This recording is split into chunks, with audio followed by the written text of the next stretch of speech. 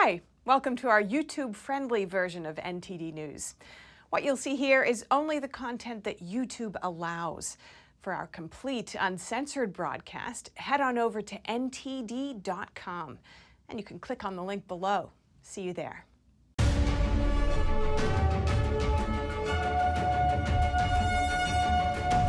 The death toll from Hawaii's wildfires has risen to at least 55, and 1,000 more are missing. The fire wiped out an entire town in the island of Maui. Wildfires on the Hawaiian island of Maui wiped out the entire historic town of Lahaina, which has a population of roughly 13,000. Hawaii emergency management records show no indication that warning sirens sounded before people ran for their lives. Many survivors said they didn't have enough time to prepare. There wasn't really an evacuation notice for us. It was more, we realized that the town and our street looked like it was going to burn. My phone got one ping as I was getting into my truck, and that was the only evacuation notice we had. As of Thursday, the 4 largest fires still were active in Maui County. Over 1,000 buildings were burned. According to PowerOutage.us, about 11,000 homes and businesses were without power early Friday. First, go through, try to find as many bodies and loved ones, missing personnel as they can. Then next is a little bit of cleanup. Then it's allowing the business and homeowners to go in and grab their effects. So the public's not going to be allowed in for a long time, and it's going to be a very long process before they can rebuild. The Maui County Police Chief estimated that approximately 1,000 people remain missing. The death toll could continue to rise. Vice President Kamala Harris told reporters Friday that she would like to visit Hawaii to tour the damage, but has no plans yet. She said she and President Biden are deeply concerned by what's happening. We are monitoring it closely. We are coordinating federal resources to swiftly get there to support the work that has to be done, both in terms of recovery, but to just support the folks on the ground. It is tragic what has happened there. Officials say it could take days or even weeks to restore cell phone services on Maui. Hawaii Governor Josh Green said Lahaina residents are expected to be allowed back into the town on Friday. Reporting by Allison Lee, NTD News. A mixed ruling for Trump. A federal judge this morning sided with the former president in a clash over how much he can share about the 2020 election case. But the judge also set limitations, striking down several requests from Trump's team. NTD's Iris Tao has more from outside the federal courthouse in D.C. This is a partial win for both sides. This morning, the first hearing in Trump's 2020 election case, Judge Tanya Chukin largely sided with Trump's lawyers in ruling that only sensitive materials should be barred from being shared with the public. That's a blow to the Justice Department, which requested a broad protective order against Trump, basically preventing Trump from sharing with the public even non-sensitive materials. They argue that Trump could intimidate witnesses, but Trump's team fought back, saying that a DOJ was trying to infringe upon Trump's First Amendment rights. And Trump himself said earlier this week, when we say I can't talk, I will talk about it. I will. They're not taking away my First Amendment right. This morning, Judge Chukin said that prosecutors have not shown a good enough cause for a blanket protective order. But she did hand prosecutors a win by broadening the definition of what could be considered sensitive. For example, she struck down Trump's team's request for designating witness transcripts and videos as non-sensitive, saying that sharing them with the public could risk intimidating witnesses. And she added that while Trump has the right to free speech, quote, that right is not absolute. And now prosecutors are expected to turn over 11 million pages of documents to Trump's legal team, although most of them will be marked as sensitive, meaning that Trump will not be able to share them with the public. And next, we're going to see another round of legal fights in this case surrounding trial dates. And Trump's team has until Thursday next week to propose their own preferred date. And Trump yesterday lashed out at the DOJ for their proposal of a January 2nd trial date next year. And Trump says that's too close to the Iowa caucuses and thus will be election interference. Reporting from Washington, D.C., Iris Tao, NTD News. A turn of events in the Hunter Biden investigation. The DOJ today appointing a special counsel, U.S. Attorney David Weiss. Weiss is at the center of a controversy as to whether the DOJ engaged in political meddling in the case. NTD's Melina Weiss has more on what the special counsel's status means. This appointment of special counsel gives Weiss, who's been investigating this case for years, more authority over when and where to file charges. The DOJ usually appoints a special counsel when they have a conflict of interest. Right now, the current DOJ has appointed 3 special counsels, one for former President Trump's election case, one for President Biden's classified documents case, and now this one for Hunter Biden's tax evasion case. Mr. Weiss has the authority he needs to conduct a thorough investigation. But some are not happy with this appointment, particularly Republicans who are in the Judiciary and Oversight Committee. They recently urged for the DOJ to appoint a special counsel, but they're not trusting David Weiss in this case. Here's one post from the Judiciary Committee writing, Weiss can't be trusted, and calling the appointment a way to whitewash the Biden family's corruption. And much of this distrust stems from whether or not Weiss had ultimate authority in this case before the appointment. An IRS whistleblower recently released an internal email from the IRS and testified this before Congress. Yes, he told me he was not the deciding person on whether or not charges were filed. He told us that D.C. U.S. Attorney had declined to allow charges. He told us that he had requested special counsel authority from Maine DOJ and denied that authority. And was denied. Now, Weiss later rejected this, saying that he did have ultimate authority, writing that in a letter to Chairman of the Judiciary, Jim Jordan. 2 days ago, an FBI agent confirmed their testimony. Who are you going to believe? And this appointment of special counsel comes after a plea deal for Hunter Biden fell apart. Now federal prosecutors are saying this case is going to trial. Reporting from Washington, D.C., Melina Weiss, NTD News. And the Illinois Supreme Court today upheld the state's ban on certain semi-automatic firearms and magazines, keeping the current law intact. The court's decision came after a 4-3 vote overturning a previous lower court ruling that said the law was unconstitutional. The law, called the Protect Illinois Communities Act, came in response to a tragic 2022 shooting that claimed 7 lives at a July 4th parade in a Chicago suburb. The law restricts the sale and possession of so-called assault weapons, but allows for certain exemptions. This law sparked multiple legal challenges, with plaintiffs arguing that it violated their Second Amendment rights and treated them unfairly. But the Illinois Supreme Court disagreed.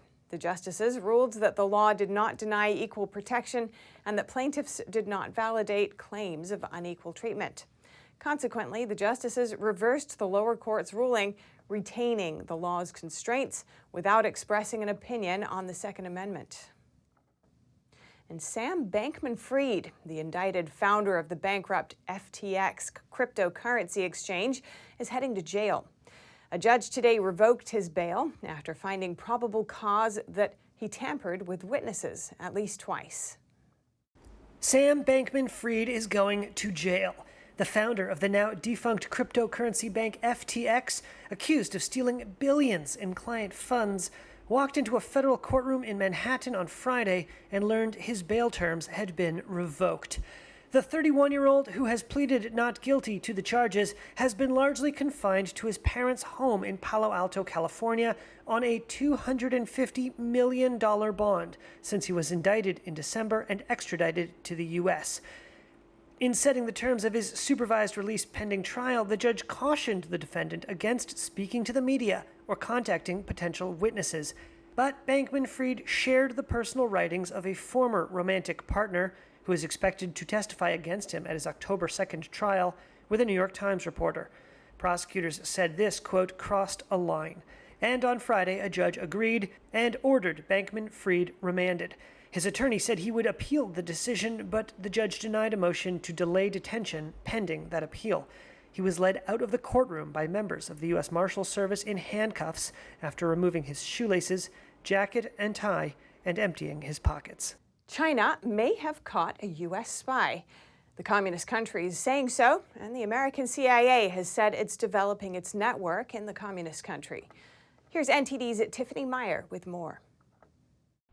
Beijing says it's found an American spy in its midst. Surnamed Zheng, the Chinese national is under arrest on suspicion of spying for the U.S. Central Intelligence Agency, or CIA. The news follows recent word from the agency that it's working to rebuild its spy network inside China. Here's that clip from CIA Director William Burns. About a decade ago, China rolled up a lot of CIA operations in China. A dozen or more CIA sources were arrested or worse, executed. Have you rebuilt? Yeah, we've made progress, and we're working very hard over recent years to ensure that we have a strong human intelligence capability to complement what we can acquire through other methods. Over a decade ago, Beijing killed or detained over a dozen CIA sources. One of them was shot in front of his coworkers in the courtyard of a state building inside China. Back to the latest arrest, China says the newly captured alleged spy had worked for an industrial group linked to the Chinese military. The group sent Zhang to Italy to further his studies. But while there, he reportedly got acquainted with a local CIA agent. The report refers to the U.S. agent as Seth. It goes on to say that Zhang later signed contracts with the U.S. intelligence agency. In exchange, he was promised large sums of money and a smooth U.S. immigration process for his entire family. The statement continues that Zhang repeatedly delivered core intelligence to CIA agents after returning to China from Italy. Something to note, China's revised Anti-Espionage Act took effect last month. The updated law gives Beijing additional authority to sniff out and punish acts that it deems a threat to its national security. Several U.S. officials have already expressed concerns over the new counter-espionage law. At the same time, tensions are still mounting between Washington and Beijing. The U.S. Embassy in China hasn't responded to the matter. A major corruption scandal has come to light in Ukraine. Investigators have uncovered an alleged money-making scheme at military recruiting offices. NTD's Jason Perry has the details. Ukrainian state investigators have uncovered some shady business dealings in military recruitment offices. To paint the picture, 112 criminal cases have been opened, exposing officials allegedly making illegal money. And they're also accused of transporting new recruits across borders to other countries. Now, how much money was actually taken is still unknown. However, all of this follows a scandal in the Ukrainian city of Odessa. A recruitment official's family in Spain was found owning properties worth millions of dollars. The corruption scandal comes at a time when Ukraine's long-awaited counteroffensive has been hampered by Russian defense lines. Ukrainian President Vladimir Zelensky quickly responded to the corruption allegations and fired all military recruitment officers in the country. And he said this: "The system should be run by people who know exactly what war is and why cynicism and bribery in times of war constitute treason." And he added this: "Instead, warriors who have gone through the front line or who cannot be in the trenches because they have lost their health, lost their limbs, but have retained their dignity and have no cynicism are the ones who can be entrusted with this system of recruitment." While the corruption scandal unfolds in Ukraine, President Biden has asked Congress for an additional $24 billion to help support Ukraine. He also requested $4 billion for United States border security. A recent CNN poll shows more than half of Americans say Congress should not authorize additional funding to support Ukraine in the war against Russia. Meanwhile, the fighting rages on. An eyewitness in Russia captured the footage moments before an alleged Ukrainian drone was shot down over Moscow. The explosion was really strong. You could hear it far away. All of my colleagues at the office heard it.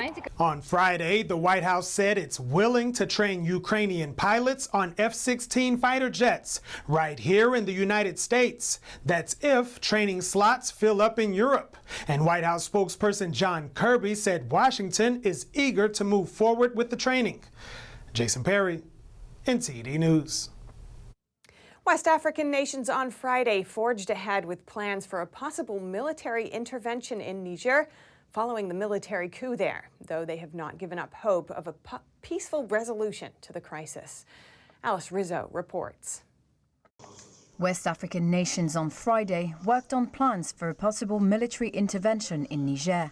The regional bloc also pledged to enforce sanctions, travel bans and asset freezes on the junta which ousted former President Mohamed Bazoum on July 26. After a summit of its heads of state, ECOWAS ordered the activation of a standby force for possible use against the junta. It said it had not given up hope of a peaceful resolution to the crisis, but that all options, including military action, were possible. Nigeria's President Bola Tinubu. And you will see from the communique of this extraordinary summit that no option is taken off the table, including the use of force as a last resort.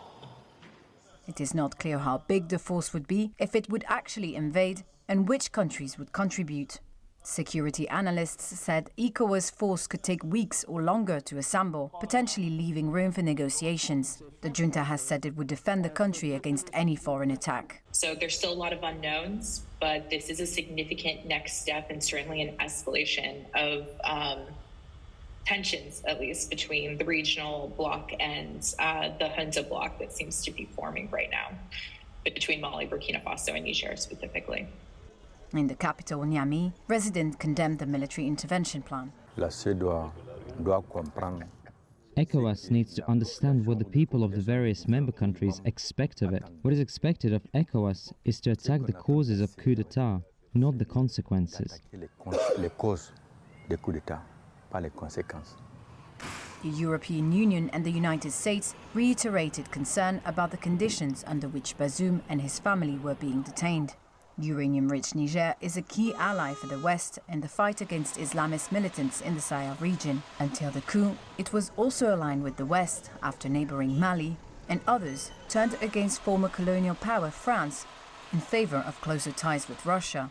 France said late on Thursday it fully backed all the conclusions of ECOWAS meeting, but it stayed clear of outlining any concrete support it could give to any potential intervention. The Iowa State Fair is in full swing. GOP presidential hopefuls flocking to the fairgrounds just outside Des Moines, shaking hands with voters while gearing up for the first primary debate in Wisconsin later this month. NTD's Sam Wong brings us more. It's time for retail politics to shine. Several Republican presidential candidates making stop in the state of Iowa this week, mingling with the very crowd they're catering to. The Iowa State Fair kicks off annually in August, and it attracts millions of attendees every summer. And around election time, it becomes one of the major battlegrounds for presidential hopefuls to rally voters. Iowans can not only enjoy some food, but they also get to shake hands with the candidates. The state's Governor Kim Reynolds is hosting a one-on-one fairside chat this year, giving all contenders a chance to speak. Here's former Vice President Mike Pence sitting down with Reynolds. And we need leadership that can appeal to the better angels of our nature, leadership that can at least have the possibility of bringing the American people together, to strengthen our nation, to revive our economy, to defend our values. Aside from the one-on-one interview, Des Moines Register's soapbox has long been a tradition at the event. All contenders have 20 minutes to make their campaign pitch. But also, we're so grateful for all of you. We talk about the best of America, and we see it every day that we're in Iowa. The 2024 GOP primary debate will be kicking off in a few weeks. For those who aren't qualified to make it onto the debate stage, the Iowa State Fair is the opportunity to reach out to the crowd. Here's North Dakota Governor Doug Burgum chatting with folks while flipping chops and burger patties. Former President Trump's campaign said that he will also be at the fairground on Saturday, but won't be interviewed by Reynolds. Sam Wong, NTD News. And Senator Joe Manchin is skipping a big White House event as speculation rises of a potential party switch or even a presidential run under a new party. President Biden is holding the event in the White House to mark the first anniversary of the Inflation Reduction Act. Manchin helped Biden push the act through Congress, but has diverged with the president since then on how it's implemented. A Biden aide is keeping in contact with Manchin. NBC reports that this is so that his next move doesn't come as a shock to the president. But a senior White House official downplayed Manchin's absence from the upcoming event, saying it was taking place during a congressional break. Manchin could become the president's opponent in the next presidential election. He's at least said that he is absolutely considering switching from the Democratic Party. Government censorship at the center of oral arguments for the Missouri versus Biden case yesterday. NTD Business's Don Moss spoke with a counsel at New Civil Liberties Alliance for the highlights. And now joining me is NCLA Senior Litigation Counsel Jeanette Brown. So first, let's make sure that everyone's on the same page here. Just briefly, if you wouldn't mind explaining, what is the Missouri v. Biden case and what is NCLA's part in this? Sure, absolutely. The Missouri v. Biden case, it's two states, Missouri and Louisiana, 5 individuals, 4 of whom we represent, have brought a lawsuit against 67 defendants who, including the president, all of whom are in the executive branch, basically saying that they have violated the First Amendment by coercing or otherwise manipulating social media companies to censor speech, viewpoint-directed speech, on the various social media platforms. But the basic allegations are whether it's related to COVID-19, election integrity, and other topics that we touch on. The White House, the FBI, various parts of the federal government reach out to the social media and explicitly flag for them content and types of content that they want removed.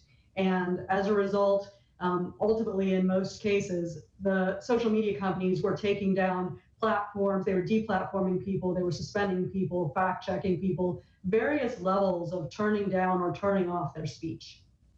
So they were removing speech in the case of COVID, for example, simply because the messaging was different from the government.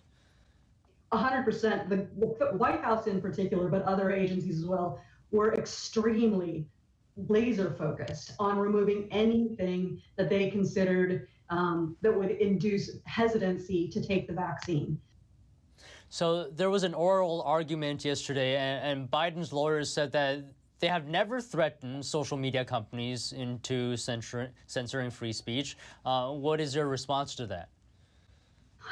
I think the government doesn't know when it's threatening people, and I think that in and of itself is problematic.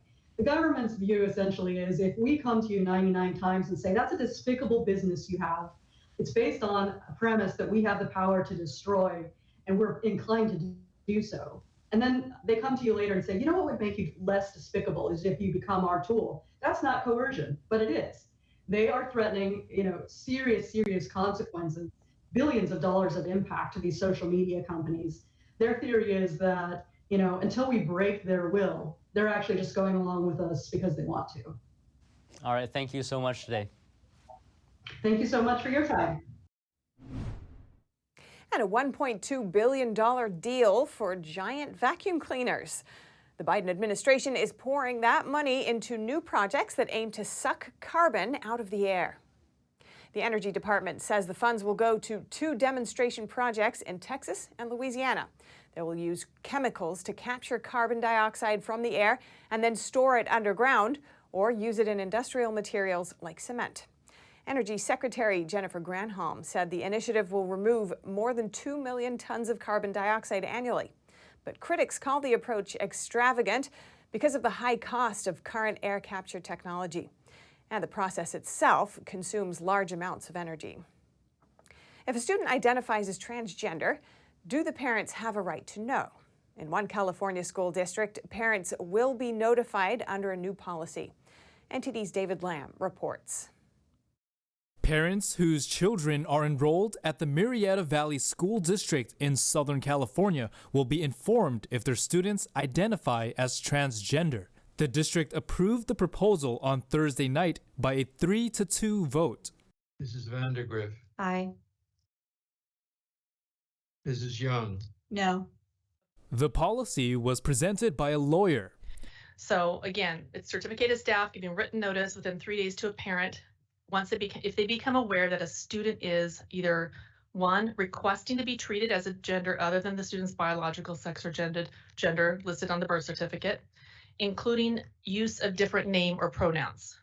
Parents would also be notified if the student accesses activities for the opposite gender, such as athletic teams or bathrooms, or requests to change information in the student's records.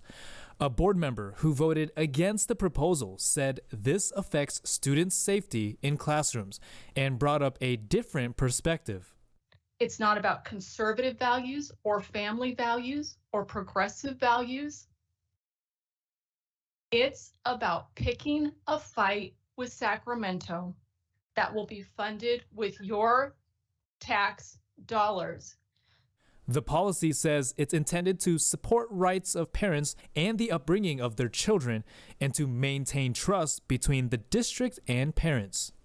The stakes are really, really high when you have young kids who are flirting with these different ideations about what their gender is at a very young age, because right now the state of California, for whatever reason, is intent on allowing minors to alter who they are.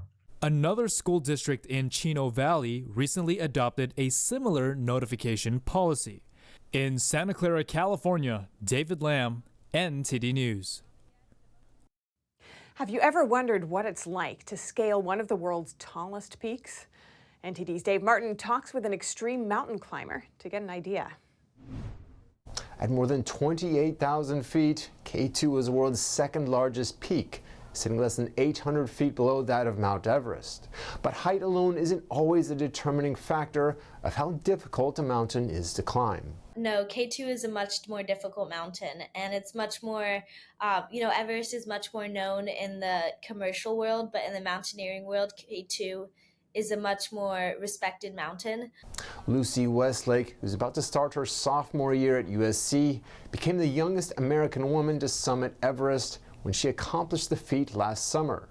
This summer, she set her sights on conquering K2, which she describes as more of a steep wall. It's more technical, getting up to the summit, much more technical, much longer days, and just much more difficult in general with more dangerous with the avalanches and things like that. Situated on the border of Pakistan and China, K2 used to have one of the highest death rates of any mountain at more than 20% of climbers. But a flood of interest over the last few years has lowered that rate, not that it's suddenly become easy. I mean, you are miserable a lot of the time. It's true. There's a lot of times where it's where you are like freezing cold, or you are just so tired and you have to walk for hours and hours, where your gear is like super uncomfortable, like the oxygen mask, and it's difficult for sure. Unfortunately for Lucy, her K2 summit bid was cut short when tragedy struck just ahead of her group. A man had actually fallen and was hanging upside down on the ropes. He couldn't walk by himself. He was wearing improper gear, and he eventually died. But people were stopped for a long time trying to figure out how to help him.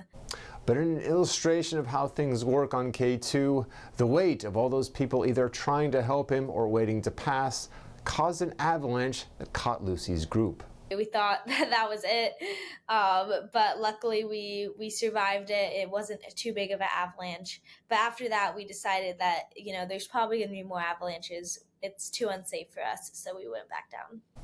Now, unfortunately for Lucy, K2's extreme weather conditions make for a relatively short window of opportunity to make the climb, and that opportunity was now gone.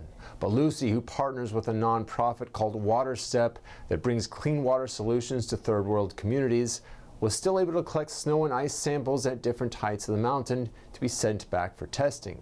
She says the organization has impacted her personally. I had a friend who they helped to get safe water to, so now it's kind of been like my life's passion to just help do whatever I can to get safe water to people. Now, as for the next adventure, the 19-year-old hopes to do some extreme rock climbing next summer. I'm Dave Martin for NTD News. And finally, kids are headed back to class soon, and some experts are predicting an increase in back-to-school spending this year, even with a slight slowdown in inflation. Here's a look at how much more parents are spending and 5 tips to save some cash. New school year, new expenses. Parents are shelling out more cash in